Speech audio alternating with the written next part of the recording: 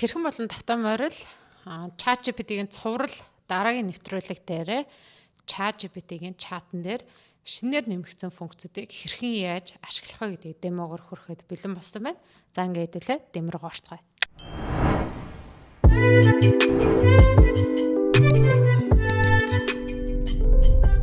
ChatGPT.com руу та бүхэн оронгууд энэхүү харагдана. За хэдүүлээ эхний хэсэг буюу чатны хэсэг дээр орсон байна. Баруун гар дээд талд энэхүү хүний хэлбэр дээр нэг нэмэгт дарсан айкон байна те. За энэ хэсэг дээр та бүхэн дарангууд хамт олноороо шин санаа, за магадгүй нэгэн план, за магадгүй хамтдаа хиймээр байгаа project ч гоо те. Тиймэрхүү зүйлүүдх юм бол та бүхэн start group chat гэдэг. За энэхүү линкээ зүгээр copy paste хийгээд ангийнхаа хүүхдүүд юм уу ажлынхаа за хамт олон руугаа явуулах боломжтой байгаа. Group chat-ыг эхлүүлэнгөт таны зүүн гар талд group chats гэд тусдаа энэ маань гаргаад ирнэ. Таны хувийн өөрийн чаттай группийг бол хооронд найлуулах холихгүй амар олоход тань тусалдаг байгаа. Өмнөх бичлэг дээр энэ талын temporary chat яг ямар учиртай яаж хэрэглэх вэ гэдэг оруулсан байгаа. Хэрвээ та бүхэн хүсвэл энэхүү линк дээр дараад цааш дөрвөлжлүүлэн үзээрэй. Хэрвээ та бүхэн санаж байвал манайх анх удаа ChatGPT-ийн талаар 2023 оны 1 сарын 19-нд тавьжсэн байгаа. За тэр үед чат маань энэ нэмэх хэсэг болон за dictation те болон voice огтхонч байгаагүй. Тэгэхээр хэдүүлээ нэг нэгээр нь цаашаа яваад үзье. Дараагийн хэсэг буюу dictation. Dictation дээр та бүхэн өөрийн гар утас болон лаптоп дээр заашгүй товчлуур дээр дараа бичих шаардлагагүйгээр таны хоолойг таниад энэ чинь бичих боломжтой. Хэдүүлээ хамтдаа хийгээд үзье. Can you tell me what dictation is and how it created?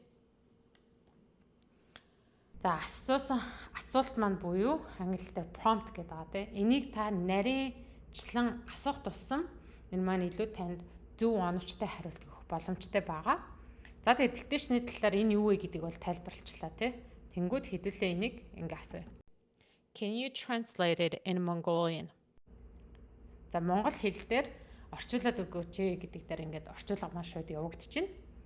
За dictation хэрхэн үүссэн талаар та бүхэнд мэдээлэл дэлгэцэн дээр гаргаад өгч очиж шинэ. Дараагийн хэсэг бол voice. За voice dictation-аар юугаараа ялгаатай вэ гэхлээр хэдүүлээ өөрөөс нь асуугаад үзье дэх үү.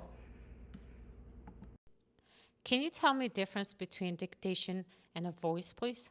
In short version. And who uses dictation and voice? Who benefits out of this feature? Wonderful. Can you translate that in Mongolian? Маш сайхан. Тэгэхээр диктацийн хөвчлэн сэтгүүлчид, зохиолчид, оюутнууд зэрэг бичлэгийг хурдан хөрвүүлэхэд тусалдаг.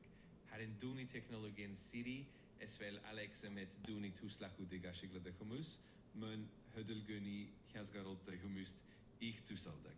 Ингээс нэрийн янз бүрийн бүлэг салбарт өргөн тарсан байдаг шин. Вау.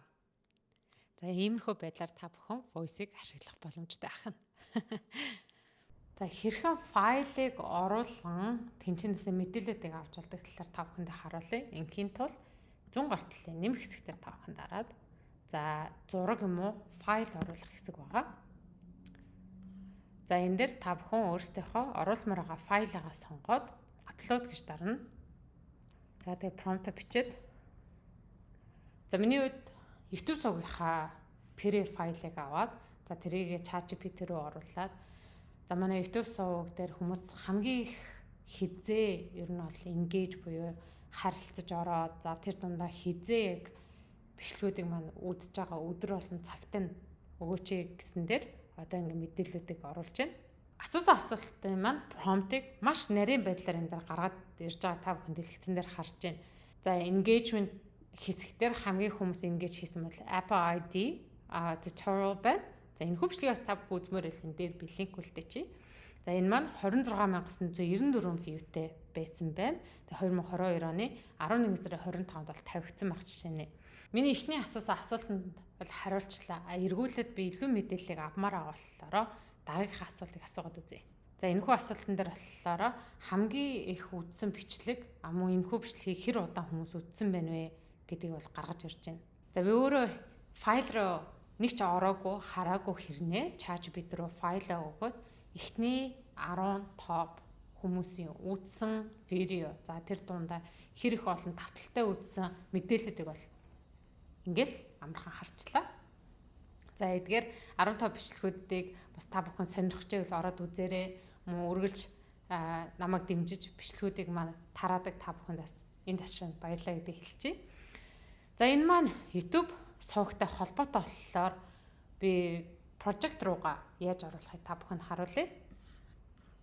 За дээдлийн 3 төвчлөр дээр та бүхэн дараад move to project гэдэг хэсгээр CTN content idea гэдэг хэсгээр та бүхэн оруулахад саяны prompt маань ишээ орох байгаа. Дараагийн цуврал ChatGPT-ийн бичлэг дээр бид нар дэлгэрэнгүй new project-ийг хэрхэн ашиглах талаар ярилцах байгаа. За ингээд дараагийн дугаар хүртэл түрээ баяртай.